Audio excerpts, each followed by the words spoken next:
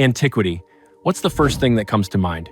Flawless marble statues, mad emperors, bloody gladiator fights. But what if all of this is just a beautiful fiction, a grand lie we've believed for centuries? It's time to debunk the myths. Ready to learn the shocking truth about what antiquity was really like? Everything is different from what you thought, and right now, we're gonna prove it. If you're interested in uncovering the truth that has been hidden from us for ages, be sure to subscribe to the channel. Here, we analyze history without cuts and school myths. Hit the bell to not miss the next expose. And we're starting the myth of the white marble aesthetic.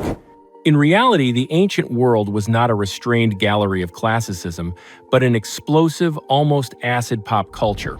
Greeks and Romans considered their sculptures unfinished without bright paint. Statues of gods and heroes shone with ultramarine hair, scarlet lips, and clothes painted in egg yellow, cinnabar red, and emerald green.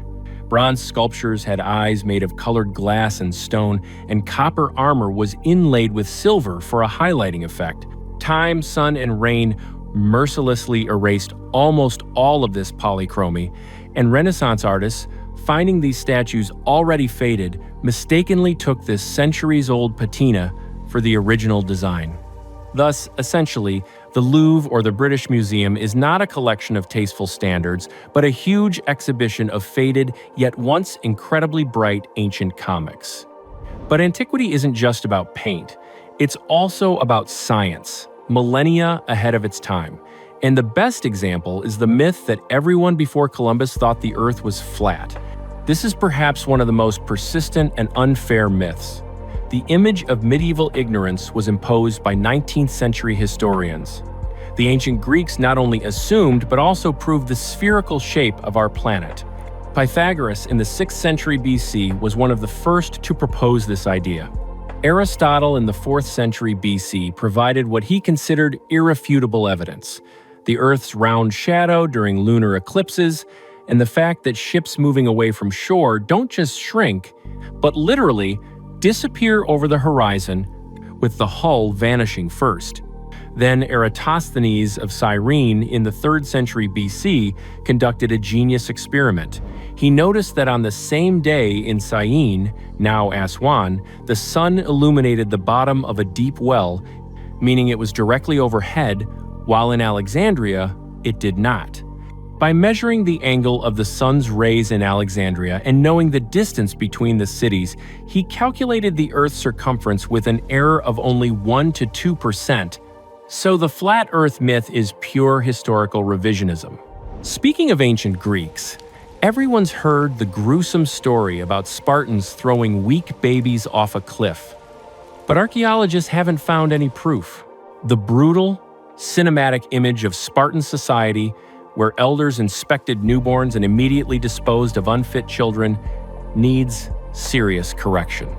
The primary and essentially only source for this story is the philosopher Plutarch, who wrote about Sparta a staggering 600 to 700 years after its peak.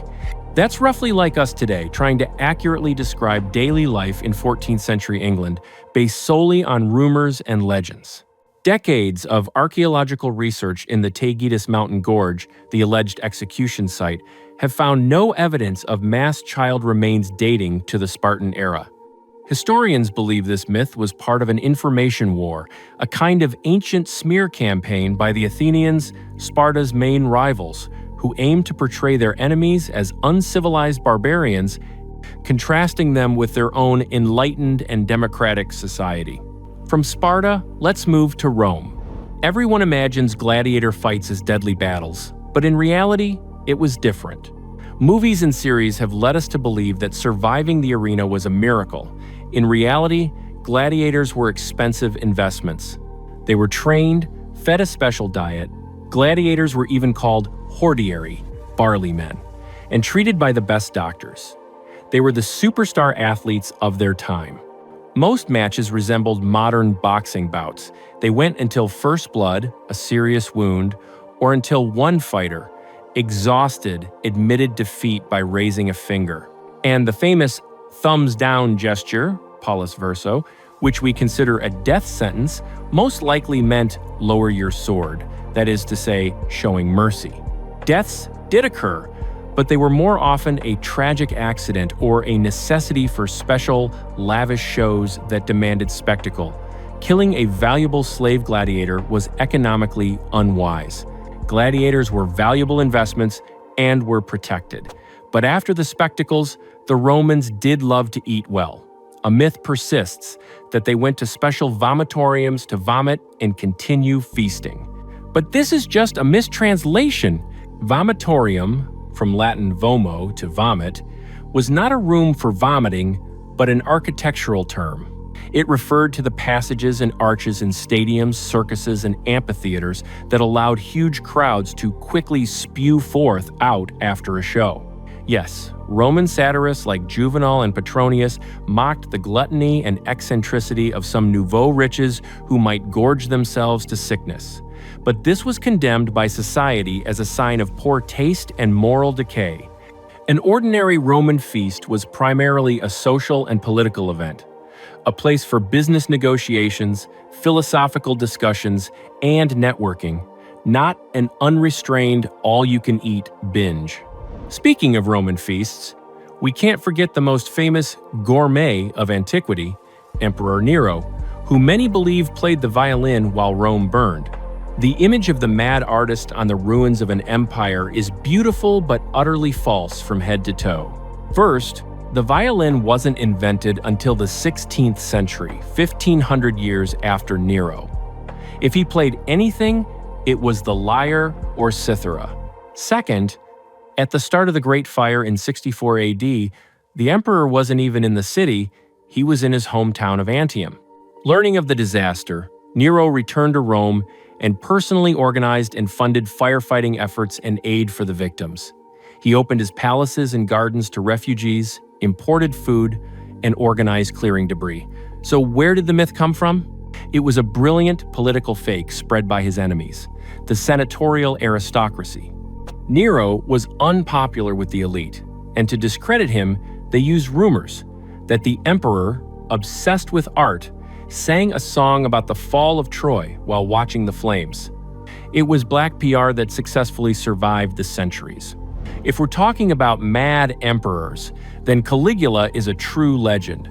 The story of the insane emperor making his horse a senator needs context. It was most likely not an act of madness, but the most sophisticated trolling in history. Caligula deeply despised the Senate, which he saw as a gathering of corrupt, hypocritical, and useless aristocrats constantly plotting against him. Legend says he declared that his horse, Incitatus, a famous racehorse, had more dignity, honesty, and use to the state than any senator.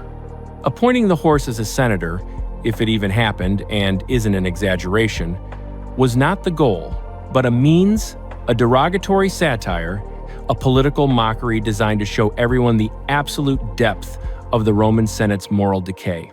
Speaking of the Roman elite, we imagine them all in snow-white togas, the epitome of style.